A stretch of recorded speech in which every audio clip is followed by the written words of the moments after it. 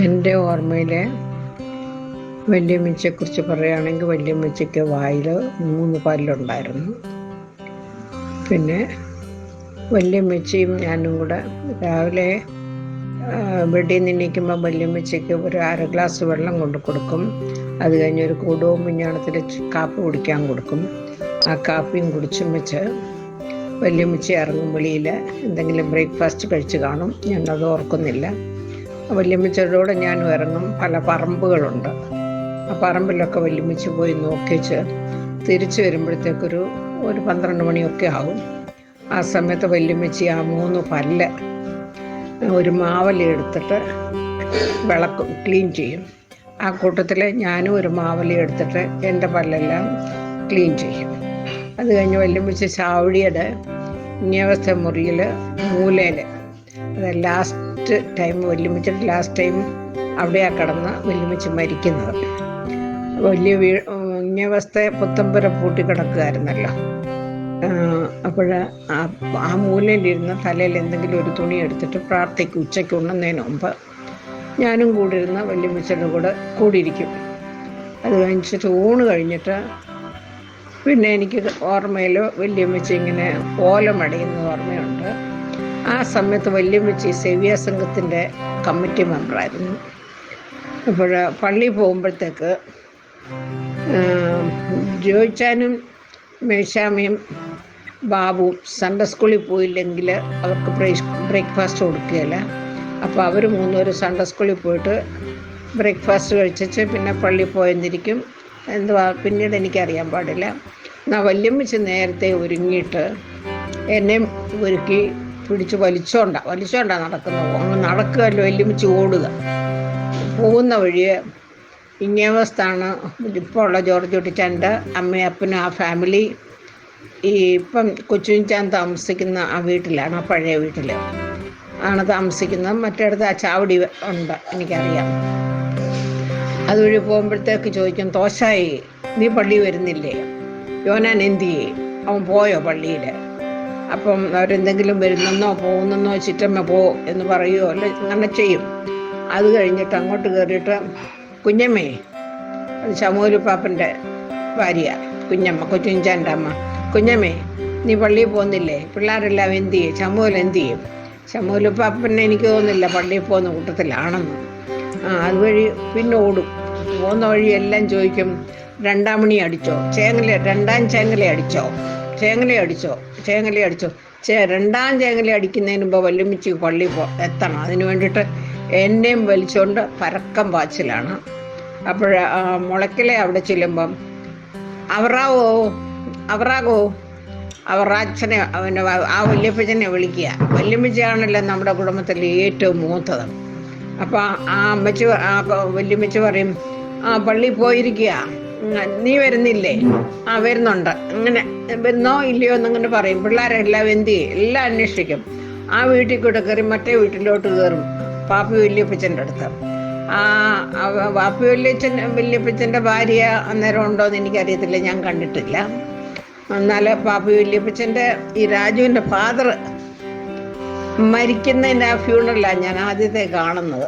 അങ്ങനെ അതുവഴിയും കയറിയിട്ട് വഴിയെ പോകുന്നവരോടൊക്കെ ചോദിക്കും, 2-ാം മണി അടിച്ചോ? അതിനു മുമ്പ് വല്യമ്മച്ചി ചെന്നിട്ട് പള്ളിയിൽ കയറിയിരുന്ന് മാമോസ കല്ലിൻ്റെ ആ പടിയിൽ വല്യമ്മച്ചി കയറിയിരിക്കും, ഞാൻ താഴെയിരിക്കും. അപ്പോൾ തലവടിയിൽ പിന്നീട് ലാസ്റ്റ് വന്ന താമസിച്ച ഒരച്ഛനായിരുന്നു അന്ന് അവിടെ ഒഴിയിരുന്നത്. ആ അച്ഛൻ്റെ പേര് ഞാൻ മറന്നുപോയി. മീശയൊക്കെ ആയിട്ട് കുപ്പായമൊക്കെ വലുതായിരിക്കുമല്ലോ. അപ്പോൾ കുർബാന കൊടുക്കുന്ന സമയത്ത് അന്ന് ബെഞ്ചൊന്നും ഇല്ലല്ലോ, ലൈനായിട്ട് പെണ്ണുങ്ങൾ ഇരിക്കും, ആണുങ്ങൾ അങ്ങേ സൈഡിലും ഇരിക്കും. അച്ഛൻ്റെ കുർബാന കുപ്പായത്തിൽ കപ്പിയാരിങ്ങനെ പുറകെ പിടിച്ചുകൊണ്ട് അച്ഛൻ്റെ പിന്നാലെ വരും, അച്ഛൻ വീഴാതിരിക്കാൻ. അപ്പം ഞാനും കിട്ടുമെന്ന് വിചാരിച്ചുകൊണ്ട്, കുർബാനയ്ക്ക് കിട്ടുമെന്ന് വിചാരിച്ചുകൊണ്ട് പോയിരിക്കും. ഒരിക്കലും അച്ഛൻ എനിക്ക് തന്നിട്ടില്ല. ഇങ്ങ് വന്ന് വല്യമ്മച്ചി ഇവിടെ വന്നിരിക്കുമ്പോൾ ഞാനും വന്നിരിക്കും. അന്നേരം ഞാൻ കംപ്ലൈൻറ്റ് പറയും, എനിക്ക് തന്നില്ല എന്ന് പറയും. അന്നേരം വല്യമ്മച്ചിയുടെ മടിക്കകത്ത് ഇഡ്ഡലി, അന്ന് രാവിലത്തെ ഇഡ്ഡലിയോ കൂട്ടോ എന്തെങ്കിലും ആയിരിക്കും, അത് പൊതിഞ്ഞ് വല്യമ്മച്ചി മടിക്കകത്ത് വെച്ചിരിക്കും.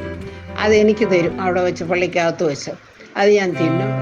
അത്രയും എനിക്ക് നല്ല ഓർമ്മയുണ്ട്. അത് കഴിഞ്ഞ് തിരിച്ചു വരുമ്പോൾ കുറച്ചുകൂടെ കഴിഞ്ഞപ്പോൾ വല്യമ്മച്ച ആ ഏരിയയുടെ കമ്മിറ്റി മെമ്പറായിരുന്നു.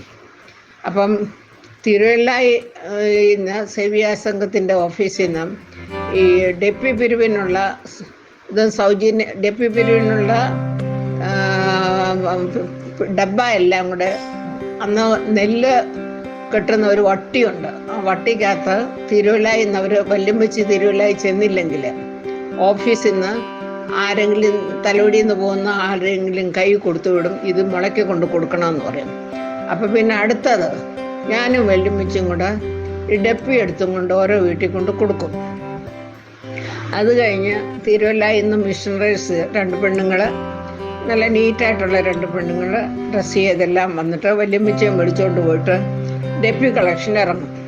ആ ഇറങ്ങുന്ന സമയത്ത് ഓരോ വീട്ടിൽ നിന്ന് കിട്ടും, അയ്യോ ചിറ്റമ്മ ഇങ്ങ് വന്നോ, നെല്ല് കുത്താൻ കൊടുത്തിട്ടേ ഉള്ളല്ലോ, എന്നാൽ ചിറ്റമ്മ വീട്ടിൽ പൊക്കോ, ഞാൻ വൈകിട്ട് നെല്ല് അരി കൊടുത്തയച്ചേക്കാം, അല്ലെങ്കിൽ ആ ഓമ കിടക്കുന്ന 2 ഓമയ്ക്ക പറിച്ച് കൊടുക്കാം, മുട്ട വേണേ മുട്ട. അപ്പം എൻ്റെ കയ്യിൽ മുട്ടയും കാണും, ചിലപ്പോൾ ഓമയ്ക്ക കാണും, ചിലപ്പോൾ നെയ്യ് കാണും. അതെല്ലാം ഞാനിങ്ങനെ കൊച്ചല്ലേ പിടിച്ചോണ്ട് വരും. ആ ബാക്കി എനിക്ക് പിടിക്കാൻ വയ്യാത്തത് അവർ ശ്രാമ്പിക്കലെ ചെറിയാങ്കുഞ്ചാൻ്റെ അവിടെ അവരുടെ മുറ്റത്തൊരു മധുരനാരങ്ങയുടെ ഒരു മരമുണ്ടായിരുന്നു. നമ്മളവിടെ പിന്നെ കമ്പിളി നാരങ്ങ അങ്ങനെ തണ്ടാ പറയുന്നത്, മധുര നാരങ്ങ. എല്ലാ വീട്ടിലെയും കൊണ്ട് അവിടെ കൊണ്ട് ശേഖരിച്ച് കൊണ്ട് വയ്ക്കും. അപ്പം അങ്ങ് കിഴക്ക് മുക്ക് വരെയും വല്യമ്മച്ചി എന്നെയും കൊണ്ട് ഓരോ വീട്ടിലായിട്ട് വലിച്ചുകൊണ്ട് ഈ 2 മിഷണറീസിനെയും കൊണ്ട്. അപ്പം അതിലൊരു മിഷണറി ഒരിക്കൽ പറഞ്ഞു, ഇവളെ നമുക്ക് സുവിശേഷ സംഘത്തിൻ്റെ മിഷണറി ആക്കണം എന്നെ എന്ന് പറഞ്ഞു ഒരു പ്രാവശ്യം, ഞാൻ ഓർക്കുന്നുണ്ട്. അതെല്ലാം കഴിഞ്ഞ് ഇവിടെ കൊണ്ടുവന്ന് വെച്ച് ഓരോരുത്തർക്ക് ലേലം വിളിച്ച് ആ സാധനം കൊണ്ടുപോകാനൊക്കത്തില്ല, കൊണ്ടുപോകുന്ന സാധനമൊക്കെ അവർ കൊണ്ടുപോകാമായിരിക്കും, അത്ര എനിക്ക് ഓർമ്മയില്ല. എല്ലാ വീട്ടിലും കയറുമ്പം അവരൊക്കെ തരുന്ന എന്തൊക്കെയാണ് നമ്മുടെ നാട്ടിലെ നെയ്യും മുട്ടയൊക്കെ ഉണ്ടല്ലോ, അതെല്ലാം കളക്ട് ചെയ്യും. ഈവൻ ഓമയ്ക്ക വരെയും ഞാൻ പിടിച്ചോണ്ട് വരും. അത് കഴിഞ്ഞിട്ട് എല്ലാ വീട്ടിൽ കൊണ്ട് നാരകത്തിൻ്റെ ചുവട്ടിലിട്ട് ലേലം വിളിക്കും, ബാക്കിയുള്ളവർ കൊണ്ടുപോകും, പിന്നെ കാശും കൊണ്ടുപോകും. അങ്ങനെയായിരുന്നു. അപ്പോൾ ഈ 2ാം ചാങ്ങലി അടിച്ചെന്ന് പറഞ്ഞിട്ട് വലിച്ചോണ്ട് എന്നെയും കൊണ്ടങ്ങ് ഓടും വല്യമ്മച്ചി. അതെനിക്ക് നല്ല ഓർമ്മയാണ്. നല്ല അധ്വാനശീലയായിരുന്നു. പിന്നെ മക്കൾ കല്യാണം കഴിച്ച സ്ത്രീധനമൊക്കെ കൊടുത്താണ് ഓരോ പറമ്പുകൾ വല്യമ്മച്ചി വാങ്ങിച്ചിരുന്നതും ഒക്കെ എല്ലാ കാര്യങ്ങളും നടത്തിയിരുന്നതും. പിന്നെ ജോയിച്ചാനൊക്കെ നെടിയാതിൽ ജോലിയായപ്പോഴത്തേക്ക് ഞങ്ങൾക്കെല്ലാം വല്യമ്മച്ചി കഴിഞ്ഞേ ഉള്ളൂ, വേറെ എന്ത് കാര്യവും. നെടിയാതിൽ നിന്ന് ജോയിച്ചാന് വല്യമ്മച്ചിക്കൊരു 150 രൂപ ശമ്പളം അന്നേരം ജോയിച്ചാന് കിട്ടുന്നത്. അത് മിച്ചം വെച്ചിട്ട് വല്യമ്മച്ചിക്കൊരു നേരിതും പിന്നെ ഒരു പാക്കറ്റ് ചോക്ലേറ്റും കൊണ്ടുവന്ന് കൊടുത്തു. ഞങ്ങൾക്കാർക്കൊന്നും തന്നില്ല. അത് വല്യമ്മച്ചി കാര്യമായിട്ട് ആ നേരിതും എല്ലാം ഇട്ട് പള്ളിയിൽ പോകുന്ന വഴിയെല്ലാം ജോയി കൊണ്ടെന്നാന്ന് പറയുമായിരുന്നു. അങ്ങനെ അന്ന് സമ്മാനം ആദ്യമായിട്ട് കൊച്ചുമോൻ്റെ കയ്യിൽ നിന്ന് കിട്ടുന്ന. പിന്നെ ആ ചോക്ലേറ്റ് ഞങ്ങൾക്ക് എല്ലാവർക്കും 1ഉം 2ഉമായിട്ടൊക്കെ വീതിച്ചതിന് വല്യമ്മച്ചിക്ക് മധുരം വലിയ ഇഷ്ടമാണ്, പാത്ത് വെക്കും. പിന്നെ അത് എടുക്കുമ്പോഴോ ഞങ്ങളെല്ലാം അടുത്ത് കൂടും, ഓരോ ചോക്ലേറ്റ് തരും. അങ്ങനെ ആയിരുന്നു, വലിയ കാര്യമൊന്നും വല്യമ്മച്ചിയെ. പിന്നെ അങ്ങനെ ധാരാളം കാര്യങ്ങൾ വല്യമ്മച്ചിയെ കുറിച്ച് പറയാനുണ്ട്. അങ്ങനെ ഒരു കാര്യസ്ഥയായിരുന്നു റിയലായിട്ട് പറഞ്ഞു കഴിഞ്ഞാൽ. ആ വീട് വല്യമ്മച്ചി നന്നായിട്ട് കൊണ്ട് നടന്നിരുന്നു. പിന്നെ അങ്ങനെ ഇരിക്കുന്ന സമയം കിട്ടുന്ന സമയത്ത് ഓലമടയാനിരിക്കുന്നോണ്ടേ ആ 2ാമത്തെ പെര കുട്ടപ്പൻ പാപ്പൻ താമസിക്കുന്ന പെര മുഴുവൻ ഓലം മേഞ്ഞിരിക്കുക, എരുത്തിൽ മുഴുവൻ ഓല ഭരിച്ചിരിക്കുക. അത് കഴിഞ്ഞ് ചാരപ്പര ഉണ്ടായിരുന്നു ഒരെണ്ണം എരുത്തിൻ്റെ ഓപ്പോസിറ്റായിട്ട്, അതും ഓല മേയുന്നതായിരുന്നു. വല്യമ്മച്ചിയും പിന്നെ ആരെങ്കിലും അവിടെ കൂടി ഇരുന്നുണ്ട്. പിന്നെ കൊച്ചു വേറെ ചോവത്തിമാരാരെങ്കിലും കാണും. ആ ഓല മുഴുവൻ മേയും. ആ കൂട്ടത്തിൽ മാരാമൺ കൺവെൻഷന് ഓല വാങ്ങിക്കാൻ വരുന്നതിന് 10-25 ഓല എല്ലാ വർഷവും ഇവിടുന്ന് കൊടുത്തയക്കും. വല്യമ്മച്ചിയും തങ്കമ്മാമ്മയും ദീനാമാമ്മയും ഇവർ 3 പേരും കൂടെ കേശവന്നാരെയും കൂടെ കൂട്ടി മാരാമൺ കൺവെൻഷന് വള്ളത്തെ പോകുന്നത് ഞാൻ ഓർക്കുന്നുണ്ട്. അപ്പോൾ ഞാനൊക്കെ ഇച്ചിരിയൊക്കെ വലുതായല്ലോ, എന്നെ ഒന്നും കൊണ്ടുപോയില്ല. ഇവർ 3 പേരും കൂടെ പോയി. അത് കഴിഞ്ഞ് തിരിച്ച് വന്നു. എനിക്കൊന്ന് ആ സമയത്ത് എങ്ങാണ്ടാണെന്ന് തോന്നുന്നു, അല്ല അതിന് ശേഷമാണ് മാത്തുക്കുട്ടി പാപ്പൻ മരിക്കുന്നത്. പിന്നെ കുട്ടപ്പൻ പാപ്പൻ ഇങ്ങ് വന്നതിന് അതുവരെ വല്യമ്മച്ചി ശശാമാമ്മയുടെ കല്യാണം കഴിഞ്ഞു. ദീനമ്മ പെന്തിക്കോസിൽ പോയി. അത് കഴിഞ്ഞിട്ട് വല്യമ്മച്ചി ഞങ്ങളുടെ കൂടെ തന്നെ താമസിച്ചും കൊണ്ടിരുന്നത്. പിന്നെ കുട്ടപ്പൻ പാപ്പനും അങ്ങേ വീട്ടിൽ വന്നു കഴിഞ്ഞ് കുട്ടപ്പൻ പാപ്പനും അവരുടെ കൂടെ ആയിരുന്നു. ജോയിമുഖച്ചിമാരുടെ കൂടെ ആയിരുന്നു വല്യമ്മച്ചി താമസിച്ചിരുന്നത്. ഞാൻ കല്യാണ സമയത്ത് വരുമ്പോഴും വല്യമ്മച്ചി അവിടെയായിരുന്നു. പിന്നെ ബാബു മദ്രാസിൽ വന്നു. ബാബു അത് മേരിക്കുട്ടി കൊച്ചമ്മ അങ്ങ് നിരണത്തുമായി.